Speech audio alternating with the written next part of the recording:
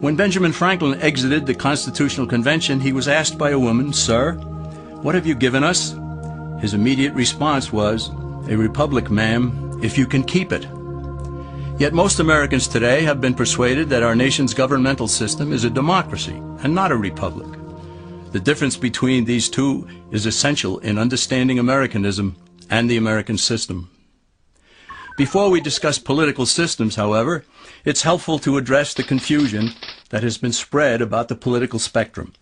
Many have been led to believe that the political spectrum places groups such as communists on the far left, fascists or dictators on the far right, and political moderates or centrists in the middle. However, a more accurate political spectrum will show government having zero power on the far right to having 100% power on the far left. At the extreme right, there is no government. The extreme left features total government under such labels as communism, socialism, Nazism, fascism, princes, potentates, dictators, kings, any form of total government. Those who claim that Nazis and fascists are right-wing never define their terms. This amounts to spreading confusion. Toward the middle of the political spectrum can be found the type of government limited to its proper role of protecting the rights of the people. That's where the Constitution of the United States is. Those who advocate such a form of government are really constitutional moderates. So let's analyze the basic forms of government. They are monarchy or dictatorship ruled by one, oligarchy ruled by a few, democracy ruled by a majority, republic ruled by law, and anarchy, which is ruled by no one. In discussing these five, we'll see that they can be narrowed down to even fewer. Looking first at monarchy or dictatorship, this form of government doesn't really exist in the practical sense. It's always a group that puts one of its members up front. A king has his council of nobles or earls, and every dictator has his bureaucrats or commissars, the men behind the scenes. This isn't ruled by one, even though one person may be the visible leader. It's ruled by a group. So let's eliminate monarchy, dictatorship, because it never truly exists. Oligarchy, which is ruled by a group, is the most common form of government in all history. And it is the most common form of government today. Most of the nations of the world are ruled by a powerful few, and therefore oligarchy remains. At the other end, we find anarchy, which means without government. Some people have looked over history and found that many of its worst crimes were committed by governments. So they decided that having no government might be a good idea. But this is a mistake, because as the ancient Greeks stated, without law there can be no freedom. Our founding fathers agreed and held that some amount of government is a necessary force in any civilized, orderly society. In a state of anarchy, however, everyone has to guard life, liberty, and property, and the lives of family members. Everyone must be armed, and movement is severely restricted because one's property has to be protected at all times. Civilized people have always hired someone to do the guarding, a sheriff, a police force, or some branch of government.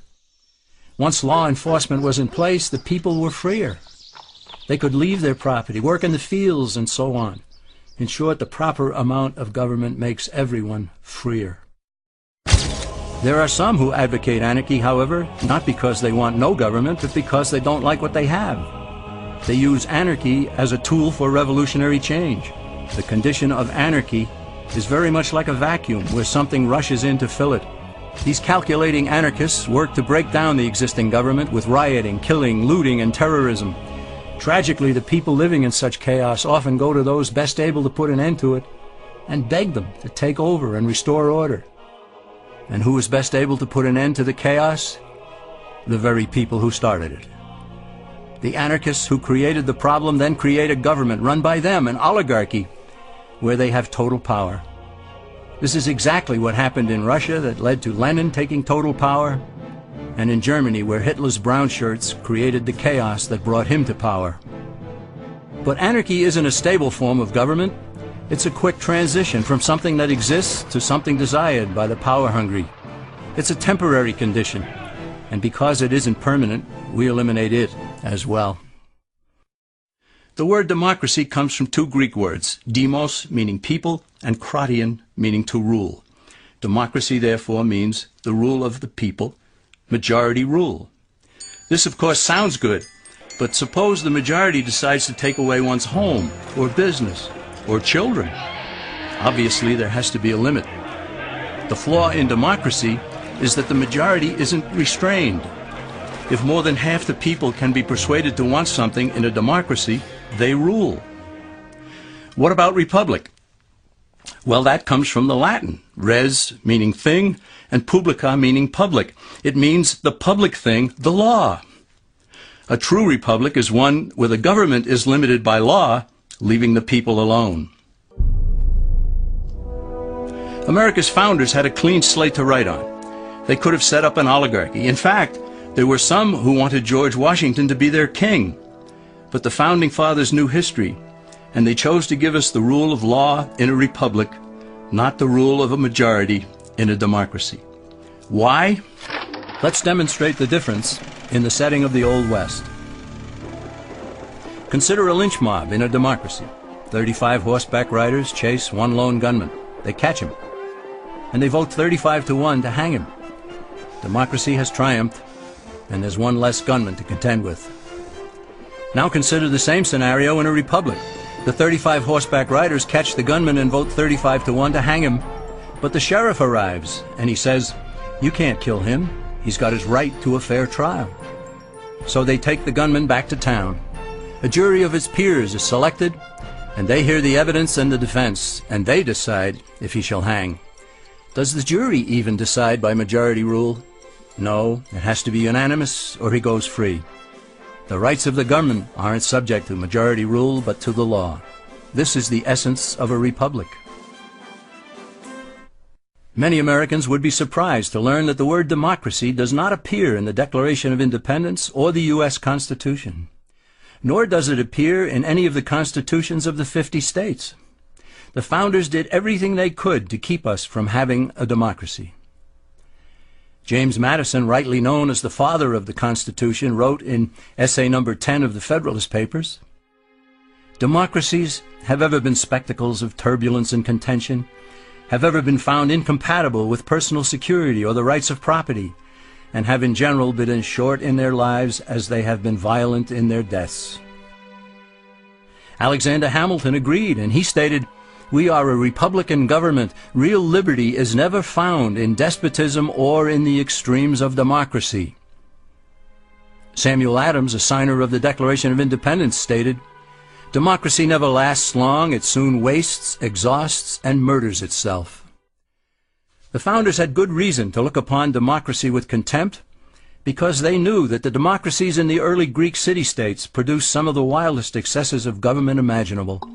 In every case, they ended up with mob rule, then anarchy, and finally tyranny under an oligarchy. During that period in Greece, there was a man named Solon, who urged creation of a fixed body of law not subject to majority whims.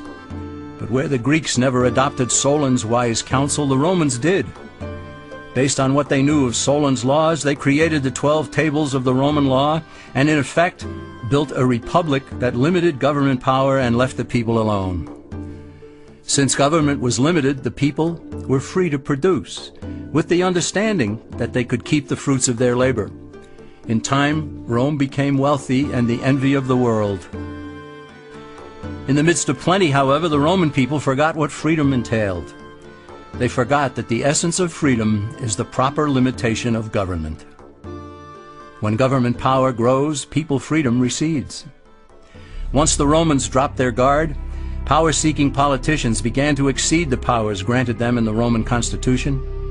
Some learned that they could elect politicians who would use government power to take property from some and give it to others. Agriculture subsidies were introduced, followed by housing and welfare programs. Inevitably, taxes rose and controls over the private sector were imposed. Soon, a number of Rome's producers could no longer make ends meet, and they went on the dole. Productivity declined, shortages developed, and mobs began roaming the streets, demanding bread and circuses from the government. Many were induced to trade freedom for security. Eventually, the whole system came crashing down. They went from a republic to a democracy, and ended up with an oligarchy under a progression of the Caesars.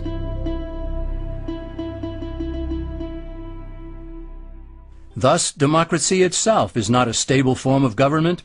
Instead, it is the gradual transition from limited government to the unlimited rule of an oligarchy.